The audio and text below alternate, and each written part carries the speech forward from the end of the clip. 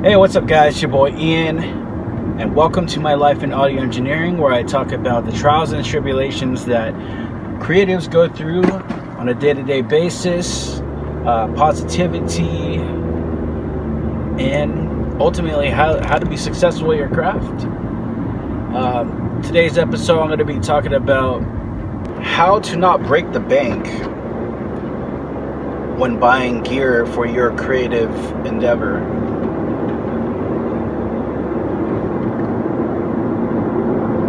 First off, I want to say like 90% of the gear that I have, I was pretty resourceful in obtaining for the most part. I went to a lot of freaking thrift stores. I've been thrifting for about for a while now actually. And I started out, kind of like random fact, but I started out thrifting just to buy up vintage video games to sell on eBay. So I've been thrifting for about, I want to say on the regular, for 7 years now.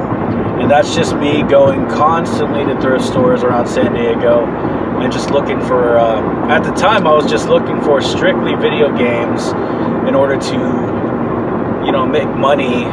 Because at the time, you know, I didn't have a job. I was doing various other things to make money. You know, I was selling a good portion of my finds at the thrift stores on eBay, and that stemmed. Actually, let me try to find the words. But I started out thrifting, you know, 7-8 years ago, because it was the thing to do. Like, I would find video games and random video game consoles for really, really cheap price at the time, and a lot of these stores weren't too keen on what they had, but obviously I knew what to look for. So I'd buy up massive amounts of video games that I saw and then just flip on eBay. And I did this for a good like 5, 6, actually, you know what, throughout the whole duration of, I guess, my thrifting career, I would find these games, look them up on eBay, see what they sold for, buy them for like $2 or $3, and I'll flip it for $40. Because at that time, you know, like the whole retro video game thing, you know, like not a lot of people were like really like into it. It wasn't like mainstream or anything. And I would get these extremely like sick deals. Like, let's say if you're a gamer out there, you know what I'm talking about, but Super Smash Brothers Melee, Super Smash Brothers for the N64, anything like N64 first party titles would be like the go-to thing to get. And at the time, thrift stores didn't know what they had, and they would sell it for like a couple of bucks, you know, and I would flip that for like $40, you know, depending, you know, it's like an average, like on first party titles of N64 games. But, you know, I would do that to make money, because at the time, I didn't have a job, you know, I was looking for a job, and kind of just kept up with that hustle. You know, I was doing that. And I was also modifying video game consoles, you know, just to make money here and there. And I survived off it, like a good amount, I'm not gonna lie. And I think at the time I was doing that, I was working part-time at a radio station as a promotion assistant, and ultimately surviving off the income from both of those. But yeah, the point is, you know, you don't have to break the bank in order to get into your creative craft or creative endeavor or whatever have you, you know, whatever, like hobby. You could totally just like go to a thrift store, and there's lots of musicians who donate their shit. You know, a lot of musicians, whether, I don't know the circumstances obviously, but yeah, think about this, you know, musicians, you know, they get new gear. So, I mean, a lot of times they don't want to deal with their old gear, so they'll just donate it. So you get that tax write-off and whatnot. And And another situation that I thought of that makes perfect sense, you get those like new musicians who play a guitar or play an instrument for like a few months, and then they get over it. Like their bug or their itch to be a musician is just gone. And then either their parents donate it or they donate it, and to make room for other things. So I don't know, it makes sense that you would go to a thrift store to find stuff like that. And honestly, it doesn't just, like, it's not strictly like audio or music. Like sometimes I would find cameras, like cool looking decent cameras, you know, from like the last 5 years, and they're perfectly great, you know, for beginners. So you don't have to break the bank. That's my point. You don't have to break the bank to get started on anything, you know. And like I said, 90% of my gear, all thrift store finds. And I'm not here to brag about that, but you know, I'm really proud about that. You know, I'm really proud of the fact that I was resourceful. I spent like $10 on a fucking mixer that's worth like $200 that I still use to this day. Some of my thrift store finds, I use that on all my productions. Perfect example, you know, I have this newer microphone stand for desktops, which are mainly used for like, you know, setting up conference mics and whatnot.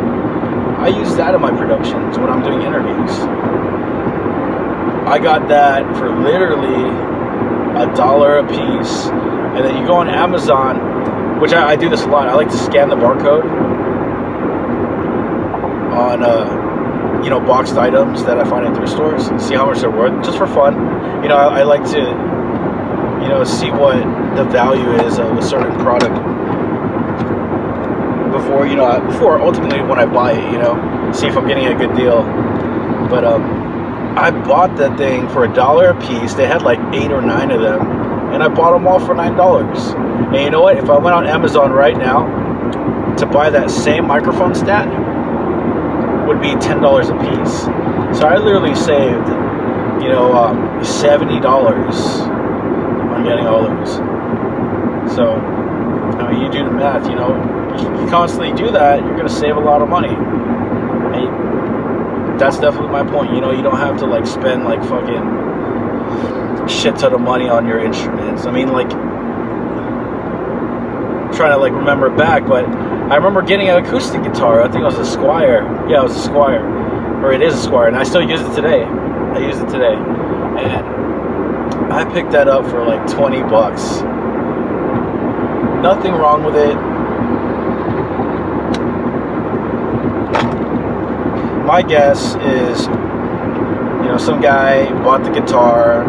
And it's kind of like a beginner-ish guitar, you know. It goes for like 150 bucks. But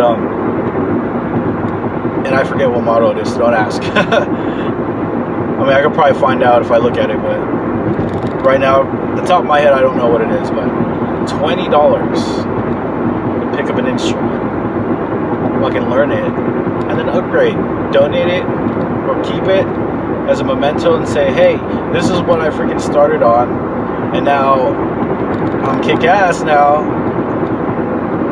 I'm gonna buy my ass a new instrument now. It's like, dude, there's just so much shit out there that people donate. That's crazy to me.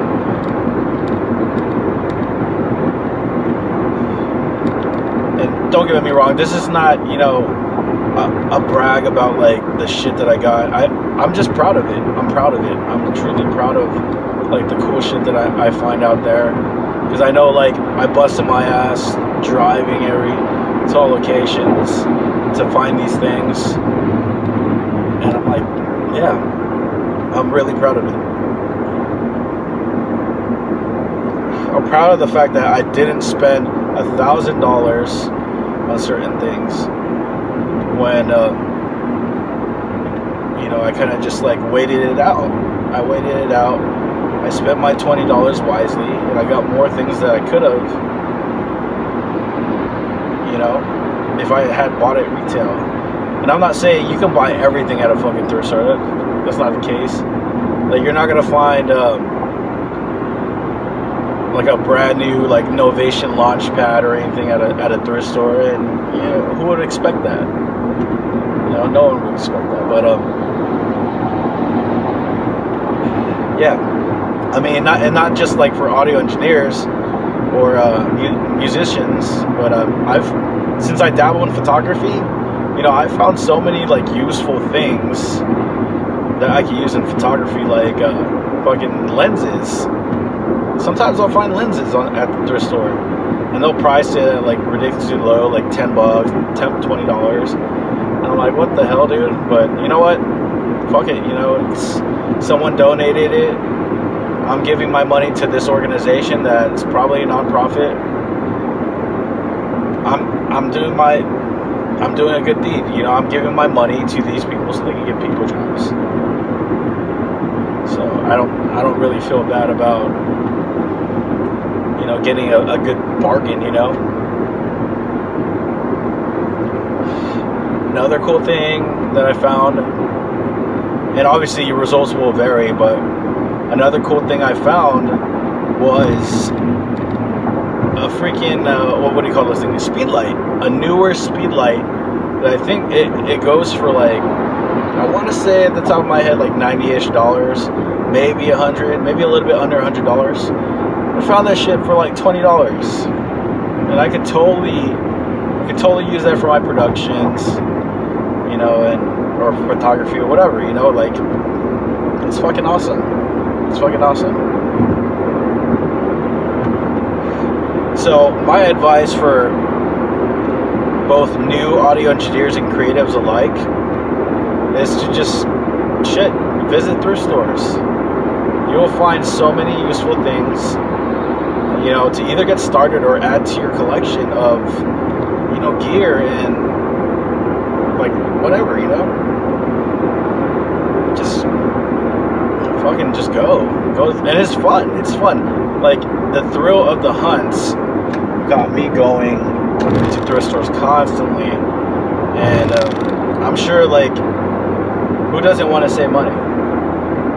So I'm a huge advocate of buying things secondhand, regardless. I mean, some people like that, oh, like, I want things like brand new. I'm like, dude, save your money.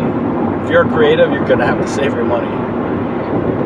And I don't know, this is not me telling you to, oh, don't buy that purchase, don't buy that brand new launch pad or whatever. I'm just saying, like search around for deals. You need to save money, because to make it as a creative or audio engineer, it's gonna take a minute. And I'm not even trying to say that, oh, I'm all that successful or anything like that, but I've been around long enough to know that I need to be resourceful. I need to figure out how I'm going to get the gear I need in order to accomplish what I want to. And yeah, I mean, that's all I got for you guys. I definitely can't stress that enough.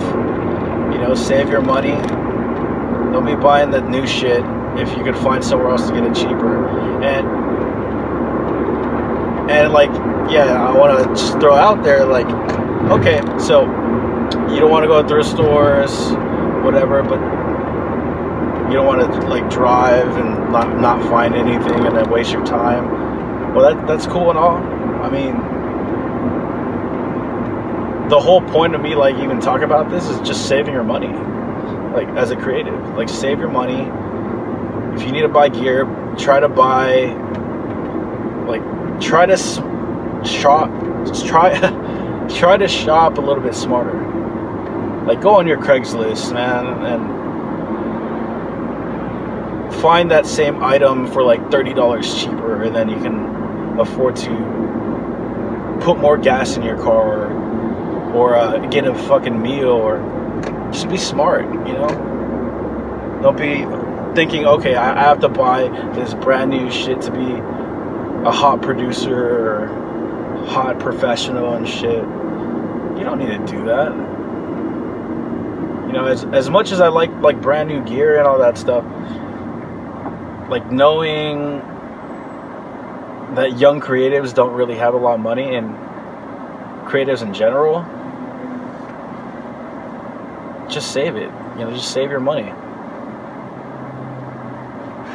Get that used launch pad. Get that used M-box. Don't get the brand new one. Save. I can't stress that enough. Save your freaking money. Save that money. Put that shit in a jar. Put it in the bank. Save it up for like even better gear later on. You know, you don't have to start out with the best shit. And another point I wanted to make is like, yeah, you don't have to start out with the hottest shit. Some people with the hottest shit, their work is like the worst. Like, I don't want to like point any fingers or anything like that, but I once knew a drummer who had like all the fucking gear in the world, way better drums than I could ever afford. And she wasn't that great of a drummer, like, and I was kind of like upset about that. I was like, what the fuck? Why is it that this drummer can buy this? And mind you, I was a bit younger at the time. I thought to myself, I was like, what? Why do you have this $1,000 drum set and all you can do is a basic rock beat? What the fuck? How's the world fair? But that's obviously, I had a different mindset when I was younger.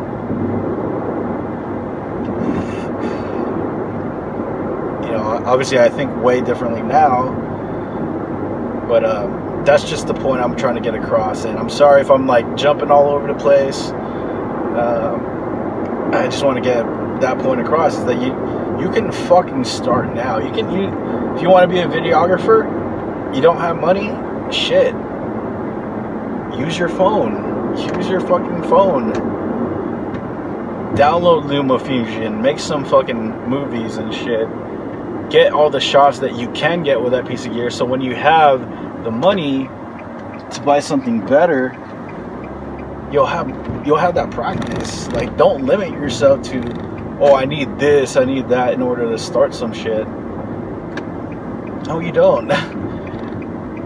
For you beat makers out there, you can, like, or the new beat makers who are like, oh, like, I don't have the money to buy that MIDI controller. How am I supposed to make sick beats?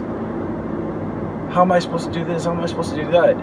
Well, if you really want to do it, you would just go for it. You don't even need hardware for beats. You can download a $10 app. You can download a free app and make beats. Like, it's crazy the times that we live in. You can literally just start from nothing. And I feel for the people that came up in the game having to buy all this expensive shit in order to get started. I'm like, damn. And now I kind of get why, like, people get discouraged about, some of the newer people who are trying to get into that said craft, like for DJs. Damn, like, you guys didn't have to bring all these like crates of fucking records. You don't have to buy this expensive ass turntable. You can literally buy an app for $10, learn how to beat match on that. I mean, obviously, like, I'm just kind of like, you can beat match on an app, but it's extremely difficult because you don't have the pitch slider. But that's besides the point, I'm just saying, you can start out with whatever the fuck, Pay $10, pay nothing for an app, and then, yeah, just start on your shit. Get that free fucking copy of Reason for your iOS device, and just start. Get your, I don't even know what's free on the App Store for, maybe iMovies. iMovies free, I think, for iOS. Again, make shit on iMovie. You want to take photos? Shit, use your phone. Granted, you know, a lot of the phones out there now, these days, they have the ability to shoot manual. And yeah, I mean, fuck, man, the sky's the limit nowadays. And I'm like thankful that I grew up in this time. And I don't know, it's just great to be creative now. Obviously, it's oversaturated. It can be oversaturated. It's probably a lot harder now to get traction than there ever was. At least I feel it. That's my opinion. You know, it's a lot harder to get traction. Some people say, oh, you just have the internet and that's it. No, that means there's more competition. There's like way more competition than there was before. So you got to be like over the top or do something extremely like powerful. Like the art just speaks for itself, and it's extremely hard. You got to be really, really talented. But sorry about I'm literally going off tangents now. So yeah, this time I'm actually going to end this here with a few points I want to make or rehash. But point is, save your money. Don't think that you need to buy the latest and hottest gear for whatever creative thing that you're trying to start in or advance in. You don't need that. Save your money for more important shit. And it's never the gear is never what makes a great artist or audio engineer or photographer. What makes them successful or good at their craft is being able to use what they got. And sometimes having those limitations are great because you can get really creative with limitations. Anyways, you know, that's what I have for you guys. Hopefully I didn't ramble too much and you